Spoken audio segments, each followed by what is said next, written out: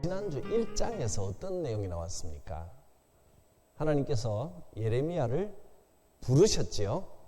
그랬더니 예레미야가 나는 말할 줄도 모르고 아직 어리고 나는 아이라 말할 줄을 모르는 아이다. 내가 이 막중한 사명을 어떻게 감당합니까? 그랬을 때 하나님께서 그런 말 하지 마라. 너는 아이라고 말하지 말고 말할 줄 모른다고도 하지 말고 나의 말을 내 입에 담았다. 내가 너를 누구에게 보내든지 가서 말하기만 하면 된다. 그러면 하나님의 역사가 나타날 것이다 하셨습니다. 우리가 신앙생활 하는 것은 내 힘으로 하는 게 아니라 하나님의 은혜와 하나님의 역사심으로 하는 겁니다. 그래서 너무 자신만만해서도 안 되고 너무 자신 없이 자꾸 숨어서도 안 됩니다. 주 안에서 할 수 있습니다. 이게 우리의 고백입니다. 내가 할 수 있습니다도 아니고 못합니다도 아니고 따라합니다. 주 안에서 할 수 있습니다. 할렐루야.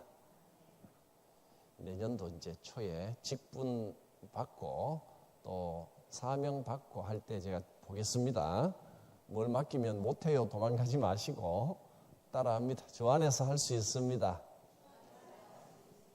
할렐루야. 그런 신앙 고백과 그런 성도들이 많아져야 교회가 살아 움직입니다. 힘이 있습니다.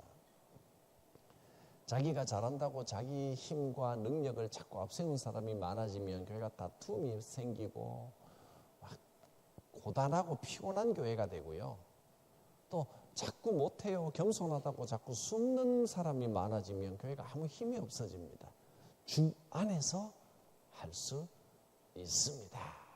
이것이 이제 1장 앞부분의 내용이었고 또 1장 뒷부분에는 살구나무 비유 그리고 북에서부터 남으로 위가 이렇게 기울어진 끓는 가마의 비유, 이 두 가지 비유가 나왔었습니다. 오늘은 2장부터 무려 20장까지를 오늘 보겠습니다. 그러나 이 예언서는 비슷한 내용이 반복이 되는 것을 제가 압축을 하기 때문에 시간이 많이 걸리지는 않을 겁니다. 우선 2장 1절부터 3절까지만 한번 읽어보고 시작하겠습니다. 제가 읽겠습니다. 여호와의 말씀이 내게 임하니라. 여기 내가 누굽니까? 예레미야죠. 예레미야에게 임하셨습니다. 1장에서는 환상을 받고 이제 본격적으로 말씀이 임하는 건 2장 1절부터입니다. 이렇게 말씀하십니다. 가서 예루살렘의 귀에 외칠지니라. 여호와께서 이와 같이 말씀하시기를 내가 너를 위하여 내 청년의 때의 인애와 내 신혼 때의 사랑을 기억하노니. 여기서 내가는 하나님이고 너를 위하여, 너는 이스라엘 백성들을 말하는 거겠죠. 여호와께서 이스라엘을 위하여 뭘 한다 그랬습니까? 청년 때의 인애와 신혼 때의 사랑을 기억하노니. 청년 때, 신혼 때 이렇게 표현했습니다. 하나님을 처음 제대로 만났을 때, 초기에 애굽에서 나왔을 때, 광야에서 그때를 말하는 겁니다. 처음 하나님에 대한 뜨거운 사랑이 있을 때, 곧 씨 뿌리지 못하는 땅, 그 광야에서 나를 따랐음이니. 그렇죠? 청년의 때 인해, 신혼 때의 사랑, 이건 광야 생활할 그때를 말하는 거지요. 3절 이스라엘은 여호와를 위한 성물 곧 그의 소산 중 첫 열매이니 그를 삼키는 자면 모두 벌을 받아 재앙이 그들에게 닥치리라. 여호와의 말씀이니라. 이스라엘 백성은 하나님의 거룩한 것이다. 하나님의 소유라는 겁니다. 그래서 이스라엘 백성은 하나님의 소중한 첫 열매다. 이렇게까지 표현하셨습니다. 그래서 그를 삼키는 자면, 이스라엘을 괴롭게 하고 이스라엘을 공격하고 이스라엘을 망하게 하는 자는 모두 벌을 받아 재앙이 그들에게 닥치리라. 여호와의 말씀이니라. 여기 이스라엘은 광야 생활을 하던 그 이스라엘 백성들이기도 하지만 오늘 신약 시대의 이스라엘은 누굽니까? 우리들입니다. 바로 여러분이 이스라엘입니다. 자, 여러분에게 여호와의 말씀이 오늘 제가 예레미야가 되겠습니다. 여호와의 말씀이 제게 임하셨습니다. 선포합니다. 여러분의 귀에 외칩니다. 여호와께서 이같이 말씀하셨습니다. 내가 여호와께서 여러분을 위하여 여러분의 그 처음 사랑, 첫 신앙, 뜨거웠던 그때를 여호와께서 기억하십니다. 곧 광야의 때, 아직도 꽃피지 못한 신앙이지만, 아직 어렸을 때지만 힘들고 괴로운 인생길에서 여호와를 따랐던 것을 여호와께서 기억하고 계십니다. 여러분은 여호와의 거룩한 백성이요 여호와께서 사랑하시는 첫 열매입니다. 여러분을 괴롭게 하고 여러분을 망하게 하려는 자들은 모두 벌을 받고 재앙이 그들에게 닥칠 것입니다. 여호와의 말씀입니다. 할렐루야. 여호와 하나님께서 지켜주시겠다고 약속하셨습니다. 그런데 문제는 하나님께서는 이렇게 뜨겁게 이스라엘을 사랑하시는데 백성들은 자꾸 하나님을 멀리하는 겁니다. 자꾸 하나님을 잊어버리고 하나님은 백성들의 하나님을 향한 그 뜨거운 마음과 사랑을 원하는데 자꾸 백성들은 세월이 지날수록 하나님께서 우리의 제사 행위, 우리의 겉모습, 신앙생활의 겉모습을 기뻐하신다라고 생각하고 하나님의 마음을 잊어버리고 그들의 눈을 하나님을 향하고 그들의 마음을 하나님을 향하는 걸 잊어버리고 나 예배 참석했으니 됐다. 자꾸 이러는 겁니다. 하나님 그게 답답하신 겁니다. 이스라엘 백성들이 제사를 중지한 건 아닙니다. 겉으로는 제사를 계속 드리면서도 하나님을 향한 마음을 자꾸 잊어버리는 걸 안타까워하신 겁니다. 이사야서에서도 계속 그걸 책망하셨습니다. 예레미야서에서도 마찬가지입니다. 예언자들이 계속 책망을 한 것은 백성들이 하나님을 섬긴다고 하면서도 뒤로 자꾸 딴짓하는 겁니다. 하나님을 섬긴다고 하면서도 세상 사람들이 우상에게 가서 빌면 복 받는다고 하니까 거기 가서 나도 한번 빌어본다. 또 하나님을 섬긴다고 하면서도 자꾸 자기 힘을 의지하고 세상을 의지하고 하나님 따르기를 잊어버리는 것이 문제입니다. 그래서 자료를 보시면 방금 2장 1절에서 3절을 읽었죠. 여호와께서 돌보시는 예루살렘 그리고 이스라엘 읽었고요. 그 다음에 이어서 나오는 내용은 2장 4절에서 8절은 조상들이 여호와를 멀리하였다. 그런 내용이고요. 그 다음에 2장 9절에서 25절은 이스라엘이 죄악을 가장 하나님이 가슴 아파하시고 안타까워하시는 죄악은 이 두 가지라 그랬습니다. 첫째로 생수의 근원이신 여호와를 버리고 둘째 스스로 자기 힘으로 자기가 웅덩이를 파는 겁니다. 13절 직접 한번 읽어보겠습니다. 2장 13절 내 백성이 두 가지 악을 행하였나니 곧 그들이 생수의 근원되는 나를 버린 것과 스스로 웅덩이를 판 것인데 그것은 그 물을 가두지 못할 터진 웅덩이들이니라. 하나는 하나님을 자꾸 잊어버리는 겁니다. 하나님의 은혜라는 것을 잊어버리는 겁니다. 두 번째는 스스로 자기가 웅덩이를 팠다 했는데 이 시절에는요 물이 제일 중요합니다. 물이 있는 곳에 도시가 생기고 물이 있는 곳에 사람들이 살고 어떻게 물을 끌어오느냐에 따라 물을 잘 공급할 수 있는 도시가 생명이 있는 도시가 되는 겁니다. 물이 그렇게 중요합니다. 지금은 수도 틀면 나오지만 옛날에는 수도가 없었거든요. 치수를 어떻게 하느냐, 물을 다스리느냐, 어떻게 다스리느냐가 생존이 되는 겁니다. 그래서 웅덩이를 파는 일이 굉장히 중요합니다. 그게 생명입니다. 그런데 이스라엘 백성들이 어땠다 그랬어요? 스스로 웅덩이를 팠는데 하나님이 도우시지 않아도 우리가 할 수 있다. 우리가 기술도 발달했고 땅 팔 수 있다. 자기들이 자기 힘으로 웅덩이를 파고 자기가 살 길을 찾으면 된다고 자꾸 말하는 게 죄라는 겁니다. 근데 그게 먹고 살 수 있을 것 같지만 하나님 보시기에는 그거 터진 웅덩이다. 그거 파봐야 물이 엉뚱한 데로 가버리고 금방 말라버리는 웅덩이를 자꾸 파고 있는 겁니다. 인간이 잘난 것 같아도 인간이 파는 웅덩이는 어떤 웅덩이? 터진 웅덩이. 그것을 죄악이라고 하는 겁니다. 오늘날과 똑같잖아요. 오늘날 우리의 가장 큰 죄악이 뭡니까? 죄의 근본은 첫째로 하나님을 잊어버리는 겁니다. 예배를 드린다고 하는데 예배 행위 안에 하나님의 은혜가 빠져버리면 하나님을 잊어버리고 예배가 마치 나의 선행을, 나의 잘남을 자랑하는 것이 되고 나는 이렇게 예배 잘 드리는 사람이다. 내 마음대로 하려고 그러고 자기가 예배 주인이 돼버리면 그게 죄입니다. 또는 또 하나는 자기 열심을 의지하고 자기 재주를 의지하는 겁니다. 스스로 웅덩이를 파는 겁니다. 이스라엘 백성이 두 가지 악을 행하였다. 지금도 우리가 제일 조심해야 될 게 이 두 가지입니다. 하나님을 잊어버림과 자기 열심과 자기 재능을 의지하는 겁니다. 하나님의 은혜를 의지해야 됩니다. 자, 계속 보겠습니다. 2장 26절에서 3장 5절까지는 유다의 죄악상을 쭉 나열합니다. 죄악의 핵심은 하나님을 잊어버리고 딴짓을 자꾸 한다. 그런 내용이고요.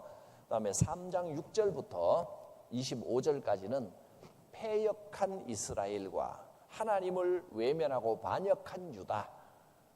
이런 정도만 읽고 지나가도 내용이 대충 짐작이 되시죠? 그 다음에 4장에 넘어갑니다. 4장 1절부터 9장까지는 이 내용입니다. 백성들아 여호와께로 돌아오라. 그래야 심판을 면한다. 그런 내용입니다. 4장 4절 하나만 읽어보고 지나가겠습니다. 이 안의 내용을 제일 대표할 만한 한두 구절만 읽어보고 지나가는 겁니다. 4장 4절 같이 읽겠습니다. 시작. 유다인과 예루살렘 주민들아 너희는 스스로 할례를 행하여 너희 마음 가죽을 빼고 나 여호와께 속하라. 그리하지 아니하면 너희 악행으로 말미암아 나의 분노가 불같이 일어나 사르리니 그것을 끌 자가 없으리라. 이런 내용입니다. 여호와께로 돌아오라. 그래야 여호와의 진노를 피할 수가 있다. 예레미야서를 읽을 때는 이런 비슷한 내용들이 계속 반복이 되는데 여러분이 읽어 나갈 때 이 말씀을 또 비슷한 줄거리를 말하면 제가 이렇게 뚝뚝 뛰어넘을 수밖에 없는데 왜냐하면 비슷한 줄거리가 계속 반복되기 때문에 근데 여러분이 이제 말씀을 나의 말씀으로 읽으면 이 한 구절 한 구절이 나의 죄악을 찌르고 나의 연약한 것을 위로하고 회개하라는 하나님의 경고의 말씀으로 들리고 그렇게 들리겠죠? 여호와께로 돌아와서 심판을 면하라라는 내용이었습니다. 그 다음에 10장으로 넘어갑니다. 10장은 하나님께서 우리의 참 하나님이 되신다. 여호와만이 참 하나님이시다. 그런 내용입니다. 여기에는 어디를 읽어보느냐 하면 11장 1절부터 3절까지를 읽으면 되겠습니다. 여호와께로부터 예레미야에게 임한 말씀이라 이르시되 이렇게 예레미야에게 말씀이 임했다. 이런 말씀이 여호와께서 또 내게 이르시되 이런 말씀이 중간중간에 계속 반복됩니다. 예레미야에게 주신 말씀입니다. 2절 시작. 너희는 이 언약의 말을 듣고 유다인과 예루살렘 주민에게 말하라. 무슨 말을 하라 그랬습니까? 3절 같이 시작. 그들에게 이르기를 이스라엘의 하나님 여호와께서 이와 같이 말씀하시되 이 언약의 말을 따르지 않는 자는 저주를 받을 것이니라. 반드시 여호와 하나님의 말씀을 따라야 된다. 따르지 않으면 진노와 저주가 임한다 했습니다. 오늘 우리에게 이렇게 경고하셨습니다. 여러분 듣고 아멘 하시고 순종하셔야 됩니다. 그러면 복이요, 그렇지 않으면 진노와 저주가 임합니다. 제가 겁주는 겁니까? 이게 제가 겁주는 게 아니라 살아계신 여호와 하나님께서 겁을 좀 주시네요. 따라야 된다. 알겠습니까? 아멘. 그 다음 11장 18절부터 23절. 예레미야를 아나돗 사람들이 죽이려고 합니다. 아나돗 어디서 들어보셨죠? 어디서 들어봤을까요? 예레미야서 1장 1절에 예레미야가 어디 출신입니까? 아나돗 출신입니다. 베냐민 땅 아나돗의 제사장 중에 hil기야의 아들 예레미야는 제사장 혈통입니다. 근데 그의 고향 사람들이 아나돗 사람들이 예레미야를 죽이려고 하는 겁니다. 그들에게 재앙이 임한다 하셨습니다. 11장 21절을 한번 읽어보면 되겠습니다. 여호와께서 아나돗 사람들에 대하여 이와 같이 말씀하시기를 그들이 내 생명을 빼앗으려고 찾아 이르기를 너는 여호와의 이름으로 예언하지 말라 두렵건대 우리 손에 죽을까 하도다. 무슨 뜻이에요? 너 그런 예언 하지 마라. 듣기 싫다는 거예요. 자꾸 진노를 이야기하고 하나님께서 저주하신다. 여러분 이 듣기 부담스럽잖아요. 안 하던 사람들이 부담이 되는 거예요. 말씀 들었으니까 똑바로 하시오. 그렇지 않으면 저주가 임합니다. 이런 말 듣고 싶지 않잖아요. 잘하면 복 받습니다를 해야지. 지금처럼 그렇게 살다가는 여호와께서 가만히 있지 않을 겁니다. 진노가 임하십니다. 저주가 임합니다. 그러니까 아나돗 사람들이 듣다 너 다시 한번 그런 예언하면 내 손에 죽을지도 모른다. 이렇게 지금 협박을 하는 겁니다. 계속 그랬다가는 우리 손에 죽을지도 모른다. 고향 사람들이 이렇게 말하는 겁니다. 22절 그러므로 만군의 여호와께서 뭐라고 하시느냐 하면 이같이 말씀하시리라. 보라 내가 그들을 벌하리라. 청년들은 칼에 죽으며 자녀들은 기근에 죽고 남는 자가 없으리라. 내가 아나돗 사람에게 재앙을 내리리니 곧 그들을 벌할 해예니라. 예언을 가로막고 예언을 듣기 싫어하는 자들에게 재앙이 임하게 하시겠다. 이렇게 말씀하시는 겁니다. 사실 이런 예언을 하려면 상당히 부담스러울 겁니다. 그래서 예레미야서를 설교하는 분들이 별로 없어요. 근데 예레미야 설교는 거의 정해져 있습니다. 예레미야 33장 3절 같은 경우 좀 듣기 좋은 이야기가 나오거든요. 너는 내게 부르짖어라 내가 내게 응답하겠고 이 말씀 그런 말씀만 빼서 설교를 하지 예레미야서에 이런 말씀 여러분 지금같이 죄악에서 벗어나지 않으면 여러분에게 저주가 있을 것입니다. 진노가 반드시 임할 것입니다. 이런 설교를 하고 싶겠습니까? 상당히 부담되거든요. 하는 사람도 부담되고 듣는 사람도 듣기 싫어요. 두 가지 제약 여러분 예배 중에 여호와 하나님을 잊어버리지 마십시오. 이 예배에 임재하시는 하나님을 잊어버리면 여러분 벌 받습니다. 진노가 임항입니다. 멸망합니다. 망합니다. 부담스럽잖아요. 하나님을 의지하지 않고 여러분 힘으로 자꾸 뭔가를 하려고 하면 하나님의 진노가 임합니다. 멸망당해요. 인간의 열심만 의지하는 것은 터진 웅덩이입니다. 아무것도 안 될 겁니다. 정신 차리세요. 이걸 계속하면 얼마나 부담되겠어요. 예레미야도 사실은 하나님께서 전하라고 하시니까 전하긴 전하는데 마음에 얼마나 갈등이 있었겠습니까? 너무 힘든 거예요. 그래서 별명이 눈물의 선지자입니다. 울며 전하는 겁니다. 하나님께서 전하라고 하신 이 말씀을 전하지 않을 수는 없고 그대로 전하면서 자기도 고통스럽고 힘든 겁니다. 그게 예레미야 서입니다. 12장으로 갑니다. 자료입니다. 12장에는 예레미야가 질문을 하고 여호와께서 대답하십니다. 이까지 이제 11장까지 너무 힘들고 어려운 예언과 이스라엘의 죄악을 선포하고 난 다음에 12장에서는 1절부터 1절만 한번 읽어보겠습니다. 12장 1절 여호와께 묻습니다. 여호와여 내가 주와 변론할 때에는 주께서 의로우시니이다.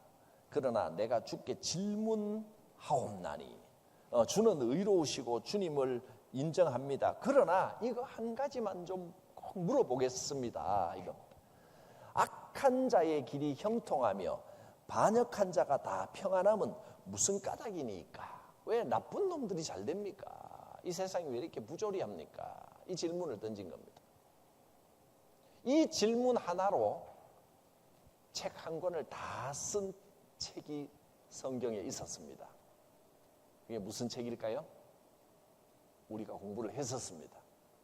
이 질문, 예레미야가 지금 하나님께 던진 질문, 악한 자의 길이 형통하며 반역한 자가 평안하면 무슨 까닭입니까? 이 질문을 처음부터 끝까지 이 질문에 대한 질문과 답을 기록한 책이 바로 욥기입니다. 욥기.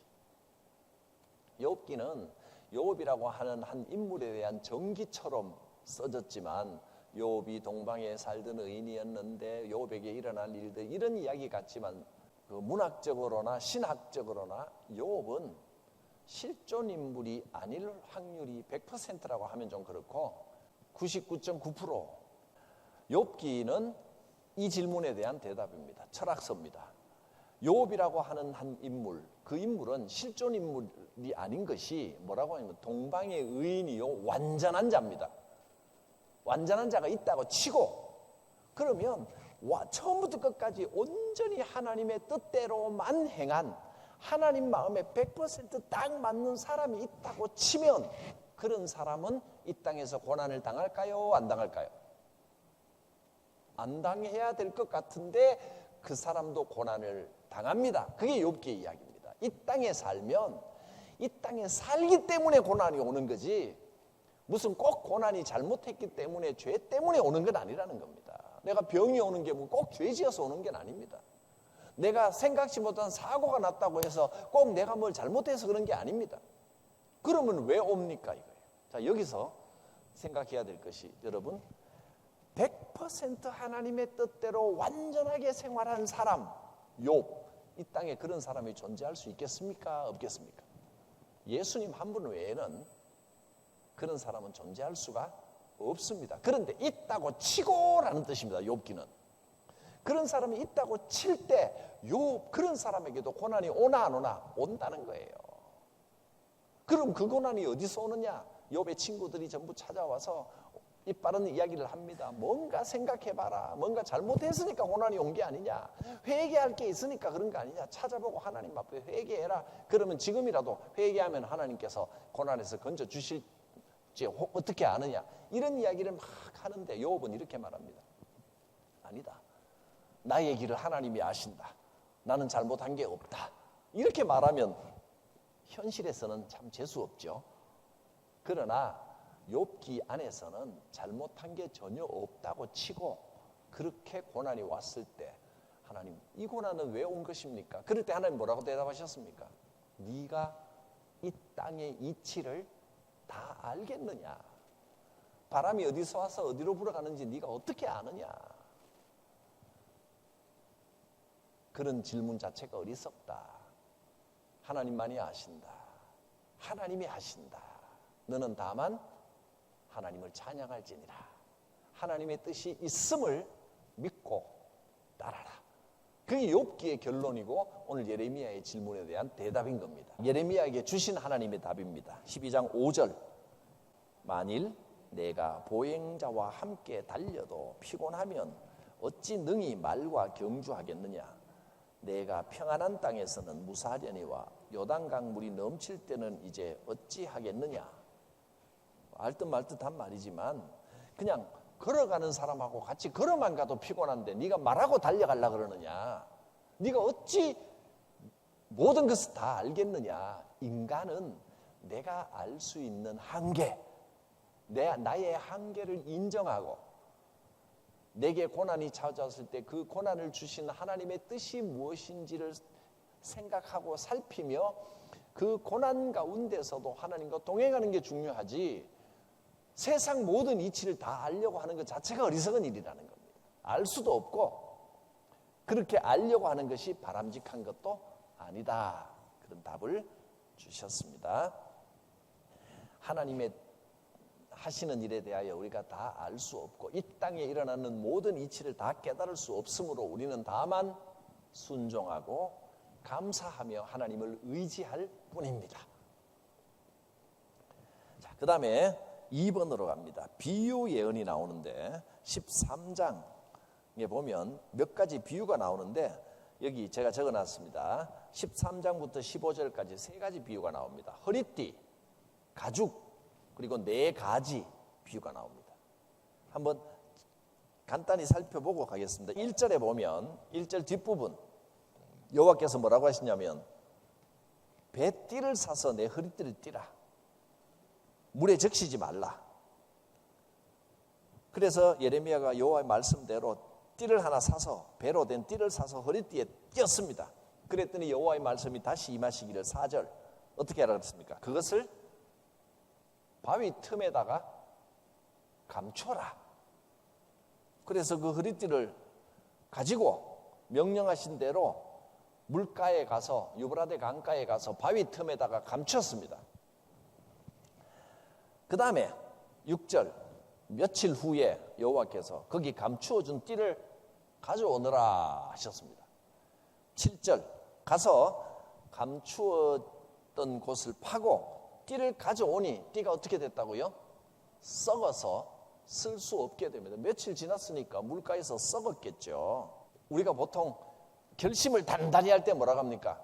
허리띠를 졸라맨다. 그게 그런 의미입니다. 우리의 이스라엘 백성들도 그런가 보죠. 허리띠를 탁 졸라매는 건 우리 힘의 상징입니다. 너희가 의지하는 그 힘, 그거 며칠만 지나도 썩어서 못 쓰게 된다. 너희 자신을 의지하는 그 교만, 그것을 내가 썩게 하겠다. 그런 뜻입니다.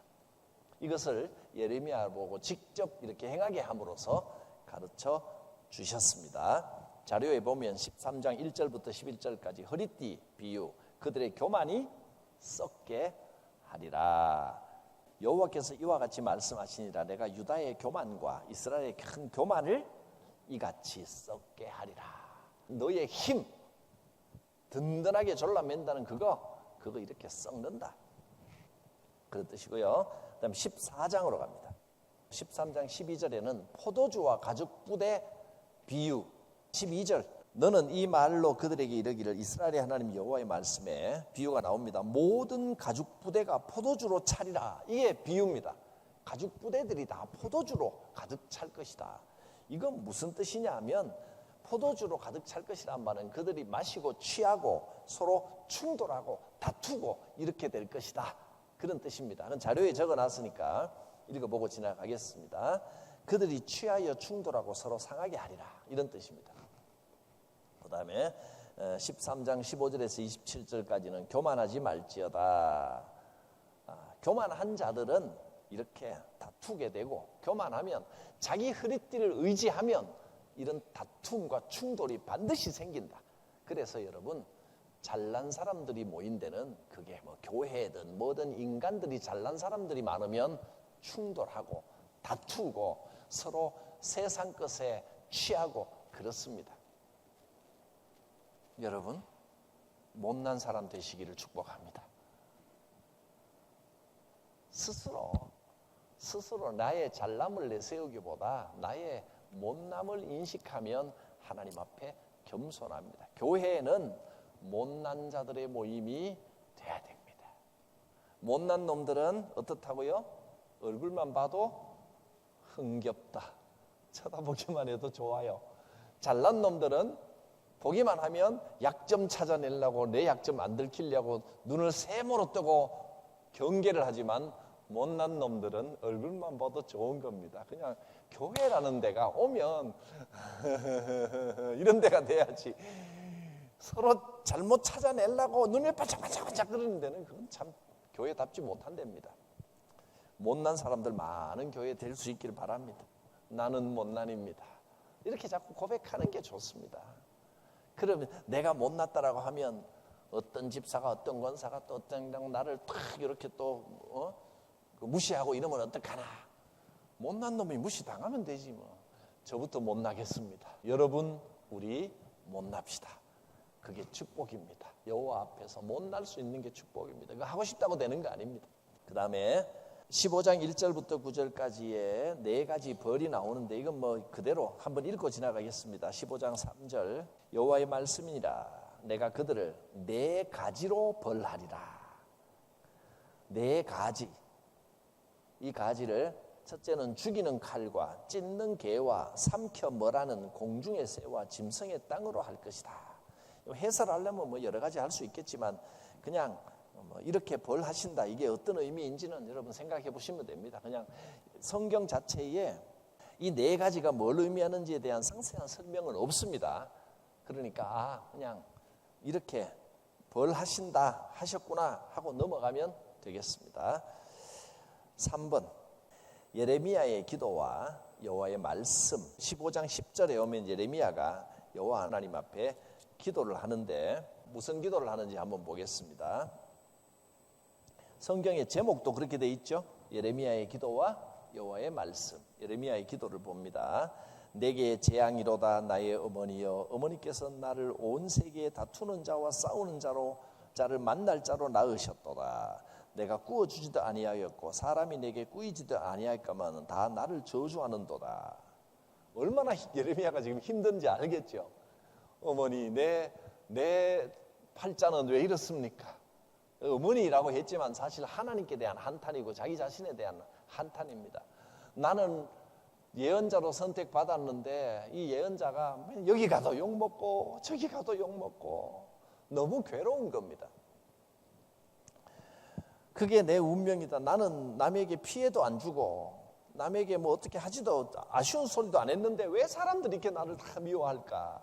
왜 미워할까가 아니라 내가 미움받을 예언을 하는 운명으로 하나님께 선택받았구나, 이런 한탄입니다. 그 다음 절 한번 보겠습니다. 여호와께서 이르시되 내가 진실로 너를 강하게 할 것이요 너에게 복을 받게 할 것이며 내가 진실로 내 원수로 재앙과 환난의 때에 내게 간구하게 하리라. 누가 능히 철 곧 북방의 철과 놋을 꺾으리요. 할렐루야. 이 말씀을 제가 굉장히 좋아하는 저의 힘이 되는 말씀입니다. 주의 일을 하려고 하면요, 특히 목회를 하면요, 예레미야 같이 이런 고백이 나올 때도 있습니다.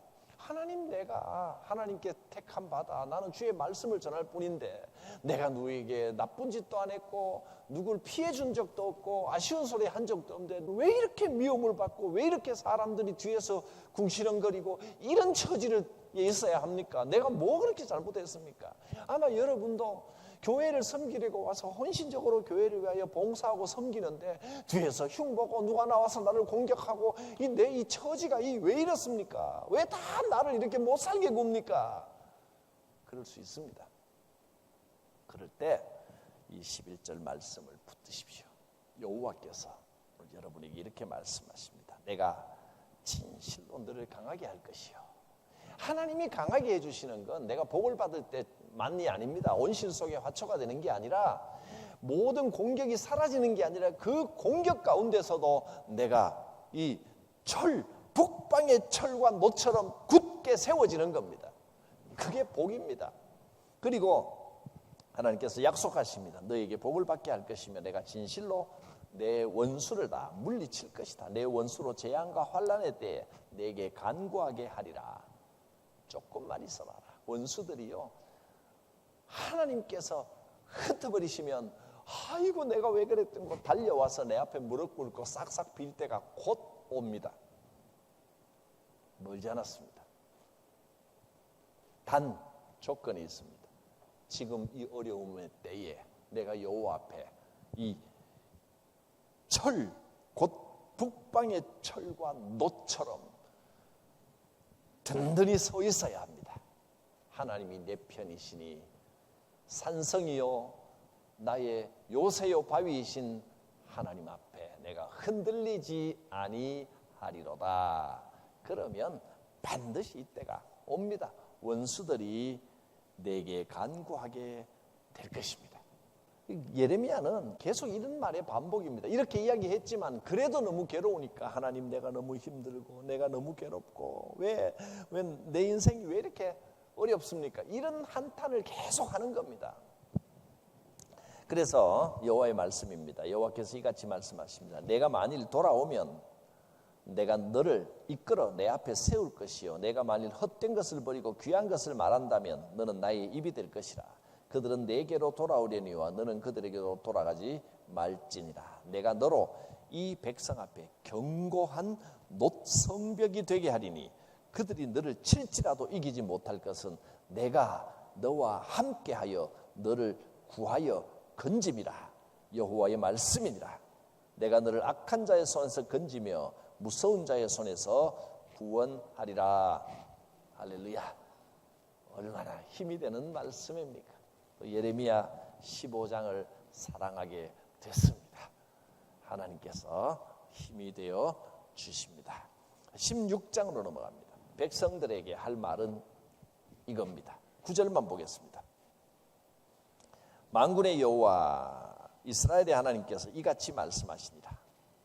보라, 기뻐하는 소리와 즐거워하는 소리와 신랑의 소리와 신부의 소리를 내가 내 목전 내 시대에 이곳에서 끊어지게 하리라. 네가 그렇게 이스라엘 백성들아 말 안 듣고 죄 지으면 너의 모든 기쁨이 사라지리라. 이런 경고입니다. 그 다음에 자료를 보겠습니다. 그러나 여호와 하나님께서 진노하시고 저주하시고 재앙을 내리실 것이지만 그러나 포로에서 귀환되리라. 돌아오는 날이 있을 것이다. 또 그러나 계속 죄를 범하면 죄와 악을 배로 갚을 것이다. 16장 19절에서 21절 예레미야의 기도가 또 나옵니다. 핵심은 내 이름이 여호와인 줄 알게 하리라 이건데 16장 19절 한번 읽어보겠습니다. 여호와 나의 힘 나의 요새. 이렇게 괴롭습니다. 저주가 나오고 뭐 진노가 나오고 하다가 꼭 마지막에 이렇게 고백이 이 고백으로 가야 되는 겁니다. 여호와 나의 힘 나의 요새 환난 날의 피난처시여. 민족들이 땅끝에서 주께 이르러 말하기를 우리 조상들의 계승한 바는 허망하고 거짓되고 무익한 것들 뿐이라. 이방 족속들이 자기들의 것은 허망하고 거짓되고 무익한 것 뿐이다 이거죠. 사람이 어찌 신 아닌 것을 자기 신으로 삼겠나이까 하리이다. 여호와께서 이르시되 보라 이번에 그들에게 내 손과 내 능력을 알려서 그들로 내 이름이 여호와인 줄 알게 하리라. 하나님의 약속입니다. 17장 1절부터 11절까지는 유다의 죄를 쭉 이야기하면서 7절 8절 한번 봅니다. 7절 그러나 그들이 이렇게 죄를 지었지만 그러나 무릇 여호와를 의지하며 여호와를 의뢰하는 그 사람은 복을 받을 것이라. 어떤 복을 받습니까? 8절 그는 물가에 심어진 나무가 그 뿌리를 강변에 뻗치고 더위가 올지라도 두려워하지 아니하며 그 잎이 청청하며 가무는 해에도 걱정이 없고 결실이 그치지 아니함 같으리라. 이 축복이 함께 하시기를 바랍니다. 시편 1편 3절의 말씀 같죠? 시냇가에 심기운 나무. 또 이사야 58장 물된 동산 말씀입니다. 마지막 17장 19절에서 27절은 안식일에 대한 말씀인데 여러분 신앙생활에 안식일을 회복해야 됩니다. 그게 신앙생활의 힘이 됩니다. 교회를 섬기면서요. 여기서는 안식일이지만 우리는 이 안식일을 주일로 섬기고 있습니다. 주일 예배가 우리의 힘이 됩니다. 사실 주일 예배를 드리면 여러분 어떻습니까? 한 주 이렇게 빠질 때는요 마음이 막 불안하고 막 그렇습니다. 무슨 일이 있어서 주일 예배 못 드리면 2주 빠질 때도 불안합니다. 한 3주쯤 되면 조금 익숙해집니다. 한 4주 되면 이제 괜찮아집니다. 한 2달 빠지면 이제 가려니까 어색합니다. 한 3달 되면 이제 발걸음이 끊어집니다. 가고 싶어도 부담돼서 못 가게 됩니다. 다 그렇습니다. 근데 한 주 빠지면 마음에 부담되고 그 다음에 나오면 되지 한 주 빠진다고 뭐 큰 문제는 안 생기죠. 목사님 한 주 빠지면 지옥 갑니까? 그럴 일이 없죠. 아니죠. 분명히 알죠. 그래서 예배를 한 주, 2주, 한두 주 이렇게 빠지고 못 드리면 큰일 납니까? 목사는 당연히 그렇지 않습니다라고 말하죠. 근데 여러분 그게 나도 모르게 주일 예배를 중요하게 여기지 않는 것이 몸에 익어버리면 신앙 전체가 흔들립니다. 아무리 교회를 오래 다니고 모태신앙이고 직분자라고 하더라도 주일 예배를 계속 빠지면 흔들립니다. 교회에 속해 있다고 해도 봉사를 아무리 많이 해도 그래서 여러분 식당 봉사 있다고 주일 예배 힘들어도 일부 예배라도 어떻게든 예배를 드리고 봉사하시고 봉사를 못했으면 욕을 얻어먹다도 미안하다, 내가 예배를 좀 드리고 와야 되겠다라고 맡겨놓고 예배를 드리고 이것이 내 신앙의 허리띠다라고 생각을 해야지. 그거 놓치면요 생각보다 신앙이 쉽게 무너집니다. 우리 신앙이, 내 신앙이 굉장히 강한 줄 알았는데 내 의지가 이렇게 약하구나 하는 걸, 내가 신앙을 지켜가는 게 아니라 하나님이 붙들어 주신 거였구나 하는 걸 알게 될 것입니다. 봉사하다 보면 예배가 좀 소홀하게 여겨질 수 있습니다. 근데 그때 아이고 이거 큰일 났다, 경각심을 가져야 됩니다. 예레미야가 이런 고난과 아픔 속에서 예레미야를 강하게 하시는 하나님의 위로의 말씀도 우리가 들었습니다. 기도합니다. 거룩하신 하나님, 오늘도 예레미야를 통해서 하나님의 경고의 말씀과 하나님의 권면의 말씀과 위로의 말씀을 들었습니다. 또 우리를 강하게 세우시는 하나님의 권능도 말씀을 통하여 체험했습니다. 주님 감사합니다. 우리의 삶 가운데, 우리 가정에, 우리 교회에 동행하여 주시고 정말 하나님 마음에 합한, 하나님께서 기뻐하시는 가정, 하나님께서 기뻐하시는 하나님께 합한 교회로 세워지게 하여 주시옵소서. 주 예수님의 이름으로 기도드립니다. 우리 구주 예수 그리스도의 구원의 은혜와 하나님의 크신 사랑과 성령님의 인도하심이 각 사람 머리 위에, 가정 위에, 주의 교회 위에 함께 하시기를 축원하옵나이다. 아멘.